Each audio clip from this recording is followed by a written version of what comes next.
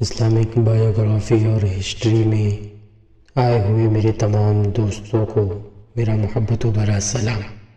معمول کے مطابق میں اپنی ویڈیو شروع کرنے سے پہلے اپنے تمام نئے دوستوں سے گزارش کروں گا کہ وہ میرے چینل کو سبسکرائب کریں اور اپنی قیمتی رائے سے مجھے مستفیض کریں۔ میرے ویڈیو کا جو موضوع چل رہا ہے وہ ایک گمنام مجاہد ہے۔ یہ اسی کا تیسرا حصہ ہے جو میں آج آپ کے سامنے بیان کر رہا ہوں۔ محمد بن قاسم کی فارغ التحصیل ہونے کے بعد وہ جہاد کے لیے روانہ ہو گئے اور ان کے روانہ ہونے کے کچھ سال کے بعد عبداللہ بھی جہاد پر جانے کے لیے تیار ہو گئے۔ عبداللہ کو جہاد پر گئے 1 سال بھی گزر چکا تھا۔ صابرہ پر وہ اپنے چند خطوط سے ظاہر کر چکا تھا کہ وہ غیور ماں کی توقع سے زیادہ ناموری حاصل کر رہا ہے۔ سعید کے خطوط اور بصرہ سے بستی میں آنے جانے والے لوگوں کی زبانی اسے مکتب میں نعیم کے نام کی عزت اور شہرت کی اطلاع بھی ملتی رہتی تھی۔ نعیم کے ایک خط سے صابرہ کو معلوم ہوا کہ وہ بھی عنقریب فارغ التحصیل ہو کر آنے والا ہے۔ ایک دن صابرہ کسی پڑوسن کے ہاں گئی ہوئی تھی۔ عذرا تیر اور کمان ہاتھ میں لیے صحن پر بیٹھی مختلف اشیاء پر نشانے کی مشق کر رہی تھی۔ ایک کوا اڑتا ہوا عذرا کے سامنے سے کھجور کے درخت پر بیٹھ گیا۔ عذرا کے سامنے کھجور کے درخت، عذرا نے تیر بھی چلایا لیکن کوا بچ کر اڑ گیا۔ ابھی کوا اڑا ہی تھا کہ دوسری طرف سے ایک اور تیر آیا اور وہ زخمی ہو کر نیچے گر پڑا۔ عذرا حیران ہو کر اٹھی اور کوے کے جسم سے تیر نکال کر ادھر ادھر دیکھنے لگی۔ اچانک ایک خیال کے آتے ہی اس کا دل مسرت سے دھڑکنے لگا۔ اس نے آگے بڑھ کر پھاٹک کی طرف دیکھا۔ نعیم گھوڑے پر سوار دروازے سے باہر کھڑا مسکرا رہا تھا۔ عذرا کے چہرے پر حیا اور مسرت کی سرخی دوڑنے لگی۔ وہ آگے بڑھی اور دروازہ کھول کر ایک طرف کھڑی ہو گئی۔ نعیم گھوڑے سے اتر کر اندر داخل ہوا۔ نعیم بصرہ سے لے کر گھر تک بہت کچھ کہنے اور بہت کچھ سننے کی تمنائیں بیدار کرتا ہوا آیا تھا، لیکن انتہائی کوشش کے باوجود اچھی ہو عذرا کہہ کر خاموش ہو گیا۔ عذرا نے کوئی جواب دینے کے بجائے ایک لمحے کے لیے اس کی طرف دیکھا اور پھر آنکھیں جھکا لی۔ نعیم نے پھر جرأت کی، عذرا کیسی ہو؟ اچھی ہوں۔ امی جان کہاں ہیں؟ وہ کسی عورت کی تیمارداری کے لیے گئی ہیں۔ پھر دونوں کچھ دیر کے لیے خاموش کھڑے رہے۔ عذرا میں تمہیں ہر روز یاد کیا کرتا تھا۔ عذرا نے آنکھیں اوپر اٹھائیں لیکن سپاہانہ شان میں حسرت و جبروت کے مجسمے کو جی بھر کر دیکھنے کی جرأت نہ کر سکی۔ عذرا تم مجھ سے ناراض ہو؟ عذرا جواب میں کچھ کہنا چاہتی تھی لیکن نعیم کی شاہانہ تمکنت نے اس کی زبان بند کر دی۔ لائیے میں آپ کا گھوڑا باندھا ہوں۔ اس نے گفتگو کا موضوع بدلنے کی کوشش کرتے ہوئے کہا۔ نہیں عذرا، تمہارے ہاتھ ایسے کاموں کے لیے نہیں بنائے گئے ہیں۔ نعیم یہ کہہ کر گھوڑے کو استبل کی طرف لے گیا۔ نعیم 3 ماہ گھر رہا اور جہاد پر جانے کے لیے والی بصرہ کے حکم کا انتظار کرتا رہا۔ خلاف گھر پر خلاف توقع اس نے زیادہ خوشی کے دن نہ گزارے۔ شباب کے آغاز نے عذرا اور اس کے درمیان حیا کی ایک ناقابل عبور دیوار حائل کر دی تھی۔ بچپن کے گزرے ہوئے وہ دن جب عذرا کا ننھا سا ہاتھ اپنے ہاتھ میں لے کر بستی کے نخلستانوں میں چکر لگایا کرتا تھا اسے ایک خواب کے مانند معلوم ہوا کرتا تھا۔ کم و بیش یہی حالت عذرا کی تھی۔ نعیم اس کے بچپن کا رفیق سے پہلے سے بہت مختلف نظر آتا تھا۔ ان کے طرز عمل میں تکلف کم ہونے کی بجائے بڑھتا گیا۔ نعیم اپنے جسم روح پر ایک قدر اور دل پر ایک بوجھ محسوس کرنے لگا۔ عذرا اس کے سازے دل پر بچپن ہی سے محبت کا پرسرور نغمہ بیدار کر چکی تھی۔ نعیم چاہتا تھا کہ اس صحرائی حور کے سامنے اپنا دل کھول کر رکھ دے لیکن حیا نے اسے منہ کھولنے کی اجازت ہی نہ دی۔ تاہم دونوں ایک دوسرے کے دل کی دھڑکنیں محسوس کر رہے تھے۔ نعیم کے گھر آنے کے 4 ماہ بعد عبداللہ رخصت پر آیا اور صابرہ کے گھر کی رونق دوبالا ہو گئی۔ رات کا کھانا کھانے کے بعد نعیم اور عبداللہ ماں کے قریب بیٹھے ہوئے تھے۔ عبداللہ اپنے فوجی کارنامے اور ترکستان کے حالات سنا رہا تھا۔ عذرا کچھ دور دیوار کا سہارا لیے کھڑی عبداللہ کی باتیں سن رہی تھی۔ گفتگو کے اختتام پر عبداللہ نے بتایا کہ میں بصرہ سے ہو کر آیا ہوں۔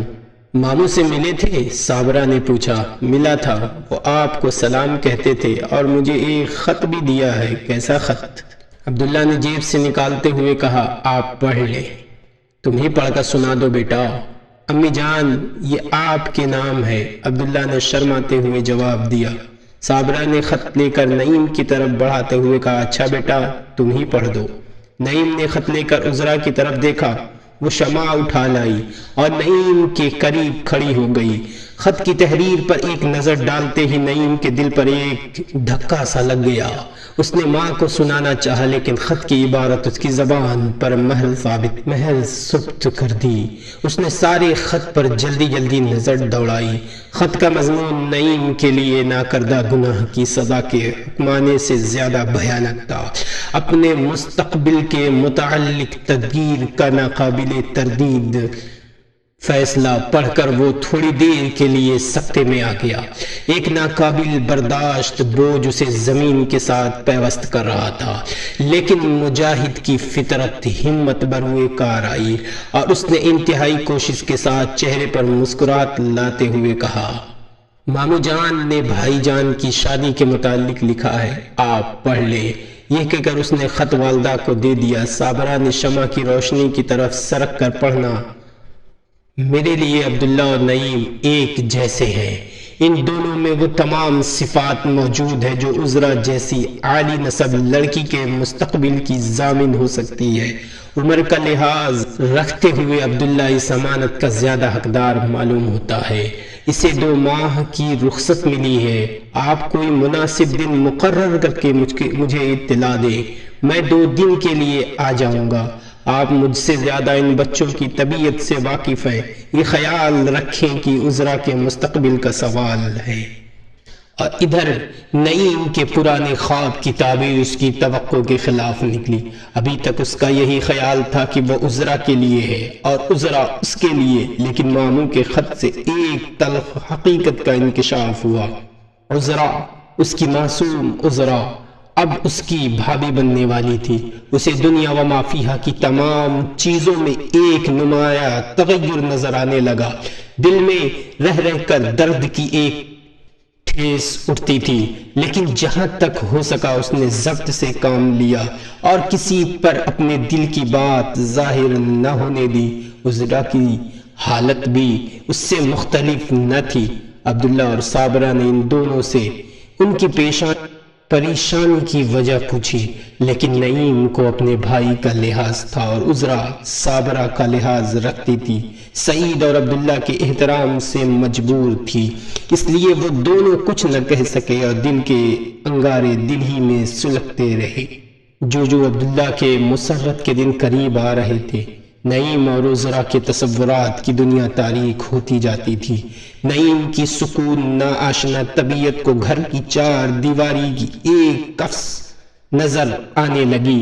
وہ ہر شام گھوڑے پر سوار ہو کر سیر کے لیے بہت دور چلا جاتا اور آدھی رات تک صحرا میں ادھر ادھر گھومتا رہتا۔ عبداللہ کی شادی میں 1 ہفتہ باقی تھا۔ نعیم ایک شب بستی سے باہر اپنے گھوڑے پر سیر کر رہا تھا۔ خوشگوار ہوا چل رہی تھی، آسمان پر ستارے جھلملا رہے تھے۔ چاند کی دل فریب روشنی میں صحرا کی ریت پر چھوٹی چھوٹی لہریں چمک رہی تھی۔ بستی میں عبداللہ کی شادی کی خوشی میں نوجوان لڑکیاں ڈف بجا رہی۔ نعیم گھوڑے سے اترتا ہے اور ٹھنڈی ریت پر لیٹ جاتا ہے۔ چاند ستارے ٹھنڈی ٹھنڈی خوشگوار اور سامنے بستی کے نخلستانوں کے دل فریب مناظر نے اسے اپنی معصوم دنیا کے کھوئے ہوئے سکون کے متعلق مسترد کر دیا۔ اس نے اپنے دل میں کہا، میرے سوا کائنات کا ہر ذرہ مسرور ہے، میری سرد آہیں ان وسعتوں کے سامنے کیا حقیقت رکھتی ہیں۔ اف، بھائی اور والدہ کی خوشی، ماموں کی خوشی اور شاید عذرا کی بھی خوشی مجھے رنجیدہ اور مغموم بنا رہی ہے۔ میں بہت خود غرض ہوں، لیکن میں خود غرض بھی تو نہیں۔ میں تو بھائی کے لیے اپنی خوشی قربان کر چکا ہوں، لیکن یہ جھوٹ ہے۔ میرے دل میں تو میرے بھائی کے لیے اتنا اظہار بھی نہیں ہے کہ اس کے خوشی میں شریک ہو کر اپنا غم بھول جاؤں۔ میرا رات دن باہر رہنا، کسی سے بات نہ کرنا اور سرد آہیں بھرنا ان پر کیا ظاہر کرتا ہوگا۔ میں آئندہ نہیں کروں گا، وہ کبھی میرا چہرہ مغموم نہیں دیکھیں گے، لیکن یہ میرے بس کی بات تو نہیں۔ میں دل کی خواہشات پر قابو پا سکتا ہوں، احساسات پر نہیں۔ بہتر ہے کہ میں چند دن کے لیے چلا جاؤں۔ ہاں مجھے ضرور جانا چاہیے، ابھی کیوں نہ چلا جاؤں، مگر نہیں، اس طرح نہیں۔ صبح والدہ سے اجازت لے کر اس ارادے نے نعیم کے دل پر کسی حد تک تسکین پیدا کر دی۔ اگلے دن صبح کی نماز سے فارغ ہو کر والدہ سے چند دنوں کے لیے بصرہ جانے کی اجازت مانگی۔ صابرہ اس درخواست پر حیران ہوئی۔ اس نے کہا، بیٹا تمہارے بھائی کی شادی ہے، تم وہاں کیا لینے جاؤ گے؟ امی میں شادی سے ایک دن پہلے آ جاؤں گا۔ نہیں بیٹا، شادی تک تمہارا گھر پر ٹھہرانا بہت زیادہ ضروری ہے، امی مجھے اجازت دے دیجیے۔ صابرہ نے ذرا غصے میں آ کر کہا، نہیں، میرا خیال تھا کہ تم صحیح معنوں میں ایک مجاہد کے بیٹے ہو، لیکن میرا یہ اندازہ غلط نکلا۔ تمہیں اپنے بھائی کی خوشی میں شریک ہونا گوارا نہیں، تم عبداللہ سے حسد کرتے ہو۔ حسد؟ امی آپ کیا کہہ رہی ہیں؟ مجھے بھائی سے حسد کیوں ہونے لگا؟ میں تو چاہتا ہوں کہ اپنی زندگی کی تمام راحتیں اس کی نظر کر دوں۔ بیٹا خدا کرے میرا یہ خیال غلط ہو، لیکن تمہارا اس طرح خاموش رہنا، بلا وجہ صحرا نویشی میں اپنی راتیں گزارنا کیا ظاہر کرتا ہے؟ امی میں معافی چاہتا ہوں۔ صابرہ نے آگے بڑھ کر نعیم کو گلے لگا لیا اور کہا، بیٹا مجاہدوں کے سینے فراخ ہوا کرتے ہیں۔ شام کے وقت نعیم سیر کے لیے نہ گیا۔ رات کا کھانا کھانے کے بعد وہ بستر پر لیٹے لیٹے بہت دیر تک سوچتا رہا۔ اس کے دل میں خدشہ پیدا ہوا کہ اپنے طرز عمل سے جو کچھ والدہ پر ظاہر کر چکا ہوں شاید عبداللہ پر بھی ظاہر ہو جائے۔ اس خیال نے اس کے گھر سے نکلنے کے ارادے کو اور مضبوط کر دیا۔ آدھی رات کے وقت وہ بستر سے اٹھا، کپڑے بدلے اور پھر استبل میں جا کر گھوڑے پر زین ڈالی۔ گھوڑا لے کر باہر نکلنے کو تھا کہ دل میں کچھ خیال آیا اور گھوڑے کو وہیں چھوڑ کر صحن میں عذرا کے بستر کے قریب جا کھڑا ہوا۔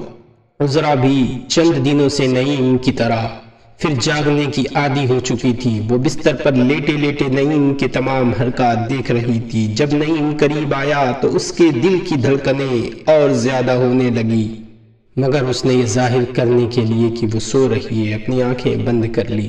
نعیم دیر تک کھڑا رہا۔ چاند کی روشنی عذرا کے چہرے پر پڑ رہی تھی اور ایسا معلوم ہوتا تھا کہ آسمان کا چاند زمین کے چاند کو گھور رہا ہو۔ نعیم کی نگاہیں عذرا کے چہرے پر اس طرح جذب ہو چکی تھی کہ اسے تھوڑی دیر کے لیے گرد و بیش کا خیال نہ رہا۔ اس نے ایک لمبا سانس لیتے ہوئے پرسوز الفاظ میں کہا، عذرا تمہیں شادی مبارک ہو۔ نعیم کا یہ جملہ سن کر عذرا کے جسم پر کپ کپی طاری ہو گئی۔ اسے محسوس ہوا کہ کوئی اسے گڑھے میں ڈال کر اوپر سے مٹی کا انبار پھینک رہا ہو جس سے اس کا دم گھٹنے لگا ہو۔ وہ چیخنا بھی چاہتی ہے مگر کوئی غیر مرئی ہاتھ نے زبردستی اس کا منہ بند کر رکھا ہو۔ وہ چاہتی تھی کہ اٹھ کر نعیم کے پاؤں پر اپنا سر رکھ دے اور پوچھے کہ اس کا قصور کیا ہے، اس نے ایسا کیوں کہا، لیکن دھڑکتے ہوئے دل کی آواز دل میں دبی کی دبی رہ گئی۔ اس نے آنکھیں کھول کر نعیم کی طرف دیکھنے کی بھی جرأت نہ کی۔ نعیم آپ کہاں جا رہے ہو؟ عذرا کیا تم جاگ رہی ہو؟ میں سوئی کب تھی، دیکھو نعیم۔ عذرا اس سے آگے کچھ نہ کہہ سکی اور اپنا جملہ ختم کیے بغیر آگے بڑھی اور نعیم کے ہاتھ سے اس کے گھوڑے کی باگ پکڑ لی۔ عذرا مجھے روکنے کی کوشش نہ کرو، مجھے جانے دو۔ کہاں جاؤ گے نعیم؟ عذرا مدت کے بعد اسے نام سے بلا رہی تھی۔ عذرا میں چند دن کے لیے بصرہ جا رہا ہوں۔ لیکن اس وقت کیوں؟ عذرا تم یہ پوچھتی ہو کہ میں اس وقت کیوں جا رہا ہوں؟ تمہیں معلوم نہیں؟ عذرا کو معلوم تھا، اس کا دل دھڑک رہا تھا، ہونٹ کانپ رہے تھے۔ اس نے نعیم کے گھوڑے کی باگ چھوڑ کر اشک آلودہ آنکھوں کو دونوں ہاتھوں سے چھپا لیا۔ نعیم نے کہا، عذرا شاید تمہیں معلوم نہ ہو کہ میرے دل میں ان آنسوؤں کی کیا قیمت ہے۔ لیکن میرا یہاں رہنا مناسب نہیں، میں خود اداس رہ کر تمہیں بھی غمگین بناتا ہوں۔ بصرہ میں چند دن رہ کر میری طبیعت ٹھیک ہو جائے گی، میں تمہاری شادی سے 1-2 دن پہلے آنے کی کوشش کروں گا۔ عذرا، مجھے اس بات کی خوشی ہے، وہ تمہیں بھی خوش ہونا چاہیے کہ تمہارا ہونے والا شوہر مجھ سے بہتر خوبیوں کا مالک ہے۔ کاش تمہیں معلوم ہوتا کہ مجھے اپنے بھائی سے کتنی محبت ہے۔ عذرا، ان آنسوؤں کو ان پر ظاہر نہ ہونے دینا۔ آپ واقعی جا رہے ہیں؟ عذرا نے پوچھا۔ میں نہیں چاہتا کہ میرے ضبط کا ہر روز امتحان ہوتا رہے۔ عذرا، میری طرف اس طرح نہ دیکھو، جاؤ۔ عذرا بغیر کچھ کہے واپس چلی آئی۔ چند قدم چل کر ایک بار نعیم کی طرف مڑ کر دیکھا، وہ ابھی بھی ایک پاؤں رکاب میں ڈال کر عذرا کی طرف دیکھ رہا تھا۔ عذرا نے منہ پھیر لیا اور تیزی سے قدم اٹھاتی ہوئی اپنے بستر پر منہ کے بل جا گری اور سسکیاں لینے لگی۔ نعیم گھوڑے پر سوار ہو کر ابھی چند قدم چلا تھا کہ کسی نے پیچھے سے بھاگ کر اس کے گھوڑے کی باگ پکڑ لی۔ نعیم مبہوت سا ہو کر رہ گیا۔ اس کے سامنے عبداللہ کھڑا تھا۔ بھائی، نعیم نے حیران ہو کر کہا۔ نیچے اترو، عبداللہ نے بابا آواز میں کہا۔ بھائی، میں باہر جا رہا ہوں، میں جانتا ہوں، تم نیچے اترو۔ نعیم گھوڑے سے اترا۔ عبداللہ ایک ہاتھ سے گھوڑے کی باگ اور دوسرے ہاتھ سے نعیم کا بازو پکڑتے ہوئے واپس مڑا۔ مکان کے احاطے میں پہنچ کر اس نے کہا، گھوڑے کو استبل میں باندھ آؤ۔ نعیم کچھ کہنا چاہتا تھا مگر عبداللہ کچھ اس حکمانہ انداز سے کھڑا تھا کہ اسے مجبوراً اس کا حکم ماننا پڑا۔ وہ گھوڑے کو استبل میں باندھ کر پھر بھائی کے قریب آ کھڑا ہوا۔ عذرا بستر پر لیٹی یہ تمام منظر دیکھ رہی تھی۔ عبداللہ نے پھر نعیم کا بازو پکڑ لیا اور اسے اپنے ساتھ لیے ہوئے مکان کے ایک کمرے میں چلا گیا۔ عذرا کانپتی ہوئی اپنی جگہ سے اٹھی اور چپکے قدم اٹھاتی ہوئی اس کمرے تک گئی اور دروازے کی آڑ میں کھڑی ہو کر عبداللہ اور نعیم کی باتیں سننے لگی۔ شمع جلاؤ، عبداللہ نے کہا۔ نعیم نے شمع جلائی۔ کمرے میں اون کا کپڑا بچھا ہوا تھا۔ عبداللہ نے اس پر بیٹھتے ہوئے نعیم کو بھی بیٹھنے کا اشارہ کیا۔ بھائی، آپ مجھ سے کیا کہنا چاہتے ہیں؟ کچھ نہیں، بیٹھ جاؤ، میں کہیں جا رہا تھا، میں تمہیں جانے سے منع نہیں کروں گا، بیٹھ جاؤ، تم سے ایک ضروری کام ہے۔ نعیم پریشان سا ہو کر بیٹھ گیا۔ عبداللہ نے ایک صندوق سے کاغذ اور قلم نکالا اور کچھ لکھنا شروع کیا۔ تحریر ختم کرنے کے بعد عبداللہ نے نعیم کی طرف دیکھا اور مسکراتے ہوئے کہا، نعیم، تم بصرہ جا رہے ہو؟ نعیم نے جواب دیا، بھائی، یہ معلوم نہ تھا کہ آپ جاسوس بھی ہیں۔ میں معافی چاہتا ہوں نعیم، میں تمہارا نہیں، عذرا کا جاسوس تھا۔ بھائی جان، آپ عذرا کے متعلق رائے قائم کرنے میں جلدی نہ کریں۔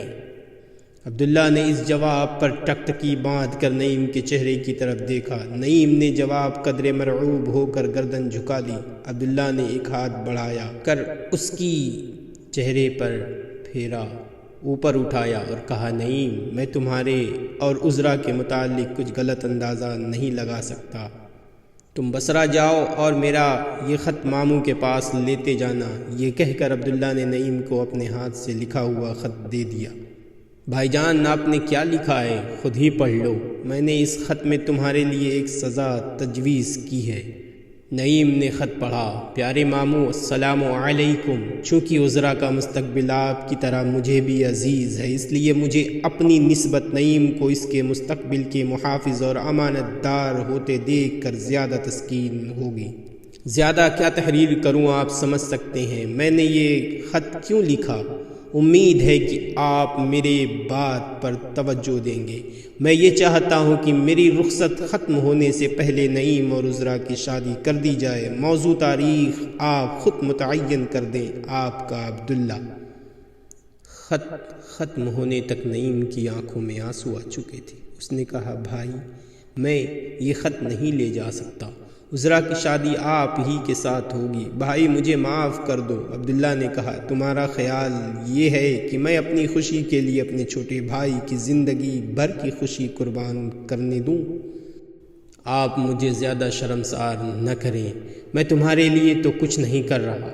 نعیم، تم سے زیادہ مجھے عذرا کی خوشی کا خیال ہے۔ مجھے تمہارا جوڑا پہلے بھی معلوم ہوتا تھا، جو کچھ تم میرے لیے کرنا چاہتے تھے وہی کچھ میں عذرا کے لیے کر رہا ہوں۔ جاؤ، اب صبح ہونے والی ہے، کل تک ضرور واپس آ جانا، شاید ماموں جان تمہارے ساتھ ہی آ جائیں۔ چلو چلتے ہیں۔ بھائی آپ کیا کہہ رہے ہیں؟ میں نہیں جاؤں گا۔ نعیم اب ضد نہ کرو، عذرا کو خوش رکھنے کا فرض ہم دونوں پر عائد ہوتا ہے۔ بھائی چلو، عبداللہ نے ذرا تیور بدلتے ہوئے کہا۔ نعیم کا بازو پکڑ کر کمرے سے باہر لے آیا۔ عذرا انہیں آتے دیکھ کر وہاں سے کھسک گئی اور اپنے بستر پر جا لیٹی۔ نعیم کو متذبذب دیکھ کر عبداللہ خود جا کر استبل سے نعیم کا گھوڑا لے آیا۔ دونوں بھائی مکان سے باہر نکلے۔ تھوڑی دیر بعد عذرا کو گھوڑے کی ٹاپوں کی آواز سنائی دینے لگی۔ عبداللہ واپس آ کر بارگاہ خداوندی میں شکر گزاری کے لیے کھڑا ہو گیا۔ صبح کے وقت صابرہ نعیم کا بستر خالی دیکھ کر استبل کی طرف گئی۔ عبداللہ وہاں اپنے گھوڑے کے آگے چارہ ڈال رہا تھا۔ صابرہ کو وہاں نعیم کا گھوڑا نظر نہ آیا تو پریشان سی ہو کر کھڑی ہو گئی۔ عبداللہ اس کا مطلب بھانپ گیا۔ اس نے کہا، امی کیا آپ نعیم کو تلاش کر رہی ہیں؟ ہاں، وہ کہاں گیا ہے؟ وہ ایک ضروری کام کے لیے باہر گیا ہے، عبداللہ نے جواب دیا، اور پھر کچھ دیر سوچنے کے بعد صابرہ سے سوال کیا، امی نعیم کی شادی کب ہوگی؟ امی میں چاہتا ہوں کہ اس کی شادی مجھ سے پہلے ہو۔ بیٹا مجھے معلوم ہے کہ تم اسے بہت زیادہ پیار کرتے ہو، میں غافل نہیں ہوں، اس کے لیے بھی کوئی رشتہ تلاش کر رہی ہوں، خدا کرے کوئی عذرا جیسی لڑکی مل جائے۔ امی عذرا اور نعیم بچپن ہی سے ایک دوسرے کے ساتھ رہے ہیں۔ ہاں بیٹا، امی جان میں چاہتا ہوں کہ وہ ہمیشہ اکٹھے رہیں۔ تمہارا مطلب کیا ہے؟ ہاں میں وہی چاہتا ہوں کہ عذرا کی شادی نعیم کے ساتھ کر دی جائے۔ صابرہ نے حیران ہو کر عبداللہ کی طرف دیکھا اور پیار سے دونوں ہاتھ اس کے سر پر رکھ دیے۔ یہ تھا اس گمنام مجاہد کے ایثار کا جذبہ۔ ایک طرف تو وہ مجاہد اپنے بھائی کا خط لے کر اپنے ماموں کے پاس جاتا ہے، تو جب اپنے ماموں کے پاس جاتا ہے تو وہیں اس کے ساتھ کیا ہوتا ہے، انشاءاللہ الرحمن اس کا بیان اگلی حصے میں کروں گا۔ السلام علیکم ورحمۃ اللہ وبرکاتہ۔